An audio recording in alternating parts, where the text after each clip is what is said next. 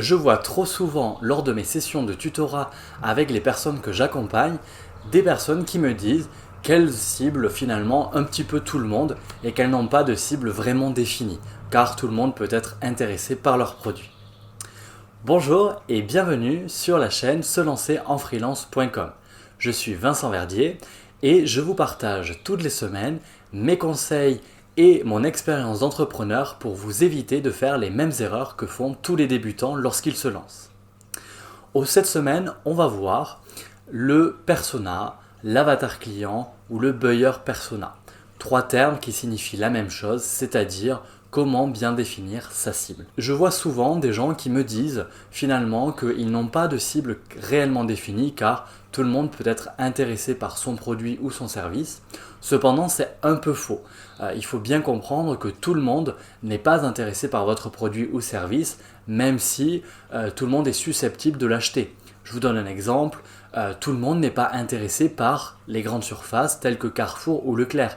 Il y a encore des gens qui ne vont pas dans ces grandes surfaces et qui préfèrent privilégier une petite épicerie de quartier ou voire même des épiceries bio ou l'achat direct aux producteurs. Donc vous voyez, même si on peut imaginer que tout le monde peut aller à Carrefour et Leclerc, finalement, tout le monde n'est pas la cible principale de Carrefour et Leclerc et les autres enseignes pour ne pas les citer.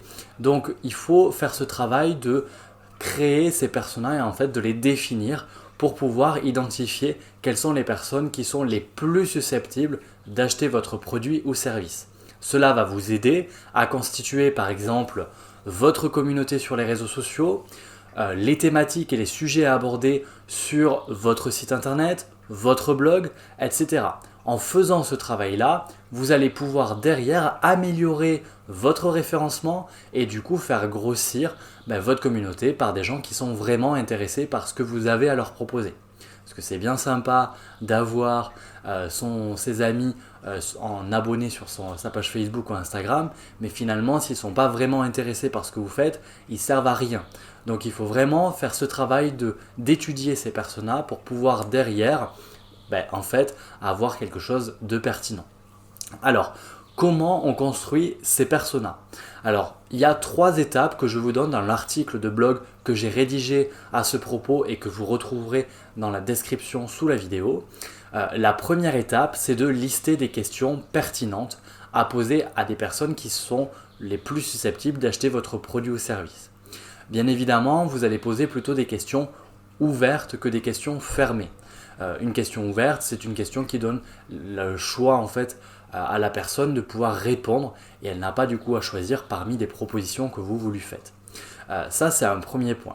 Le fait de faire ce travail-là, de poser des questions, ça va vous aider à identifier les réels problèmes qu'ont les personnes que vous ciblez et donc derrière à avoir leurs mots et leurs points en fait noirs, leurs points de faiblesse et donc du coup quand vous allez rédiger les contenus de votre site internet, de votre brochure, de votre flyer, vous savez exactement quoi mettre puisque vous pourrez reprendre en fait directement leurs mots. Et donc ça c'est hyper important parce que ça va permettre aux personnes qui ont les mêmes problèmes de s'identifier et donc de se dire oui effectivement ce produit ou service me correspond. Donc ça c'est vraiment important et c'est la première des étapes à faire. Listez les questions que vous allez poser aux personnes. Bien évidemment, dans ces questions que vous allez lister, il faut que derrière il y ait des questions qui vous permettent en fait d'avancer sur votre produit, la conception de votre produit-service en lien avec les problématiques que rencontrent les futurs utilisateurs finalement. Bien faire la différence aussi entre prospects et utilisateurs. Les prospects ne sont pas systématiquement les utilisateurs de votre produit ou service. Par exemple, je suis une auto-école, mon prospect ça va être plutôt les parents et l'utilisateur ça va être l'enfant. Donc là du coup on a un prospect et un utilisateur qui sont différents. Pour autant il faut s'adresser à la fois au prospect pour vendre et à l'utilisateur pour que du coup le service rendu soit correct et conforme aux attentes. Donc en posant toutes ces questions-là et vraiment en listant les questions que vous avez besoin pour construire votre persona, à savoir qu'est-ce qu'il est en fait, quels sont les problèmes qu'il rencontre, est-ce qu'il a déjà trouvé des solutions pour résoudre ce problème? Si oui, quelles sont-elles? Est-ce qu'elles répondent concrètement à son problème ou en partie? Voilà, vraiment tous ces éléments qui vont vous permettre d'avancer correctement. Ensuite, une fois que vous avez listé ces questions, il va falloir du coup les poser aux personnes. Alors, je vois aussi beaucoup de sondages en ligne qui passent sur les réseaux sociaux, sur Facebook notamment. Sachez que c'est très peu qualitatif. Le fait de faire un sondage en ligne, effectivement, c'est facile parce que du coup, vous ne vous confrontez pas aux personnes, donc il n'y a pas la barrière de la peur d'aller voir des gens. Et puis deuxièmement, le fait de faire un sondage en ligne fait que vous allez avoir beaucoup de personnes en fait différentes et la plupart des créateurs ne pensent pas à cibler leur formulaire en disant voilà, si dès la première question il répond pas la bonne réponse que j'ai besoin, à ce moment-là du coup ça sert à rien de lui administrer le reste du sondage et donc je l'écarte. Beaucoup en fait proposent des sondages en une page où il n'y a même pas si j'ai répondu ça automatiquement la question elle se change, non. Donc c'est pas du tout qualitatif et il faut à la limite faire un sondage avec une seule question. Quelles problématiques rencontrez-vous le plus au quotidien? Vous listez quelques problématiques qui correspondent à la solution que vous apportez avec votre produit ou service et d'autres problématiques. Et si les personnes ont coché une ou deux problématiques en lien avec votre produit service, à ce moment-là, vous mettez une deuxième page où vous les invitez à laisser leurs coordonnées si elles veulent être recontactées. Ainsi, derrière, vous allez pouvoir après pouvoir les recontacter par téléphone, en visioconférence par exemple, et là, vous allez avoir quelque chose de beaucoup plus qualitatif. Alors oui, j'ai conscience que ça prend plus de temps. Mais ce travail que vous faites au départ sur l'étude de vos personas est un travail hyper important. Si vous ne le faites pas ou si vous le faites mal, ça ne servira pas à grand chose et du coup derrière, vous allez stagner comme beaucoup d'indépendants en fait font et donc vous n'atteindrez pas vos objectifs. Donc il faut vraiment avoir conscience de ça et le faire de manière correcte.